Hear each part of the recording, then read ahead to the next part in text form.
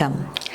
இந்த திருமணங்களின் மங்கள நிகழ்வான திருமாங்கல்ய தாரணத்தின் போது சொல்லப்படுகின்ற மந்திரம் இந்த கலாசாரத்தின் மிகச்சிறந்த நாகரிக சிந்தனையாக திகழ்கின்றது. இந்த மந்திரமானது கணவன் தனது வாழ்க்கைக்கு மனைவி எந்தளவுக்கு இன்றியமையாதவள் என்பதை உணர்ந்து அவரது மேன்மைகளை போற்றி அவரை பல்லாண்டு காலம் வாழ்க என வாழ்த்துவதாக அமைகின்றது. மாங்கல்யம் தந்துனானே மம ஜீவன ஹேதுனா கண்டே பத்னாமி சுபகே துவம் சஞ்சீவ சரத சதம்.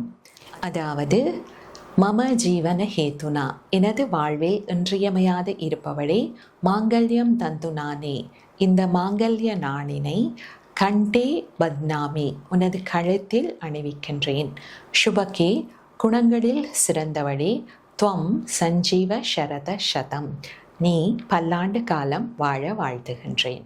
திருமாங்கல்யம் அணிவது தம்பதிகளுக்கு இடையிலான அன்பு, பாதுகாப்பு, நம்பிக்கை என்பவற்றின் இணைப்பாகவும் அடையாளமாகவும் இருக்கின்றது.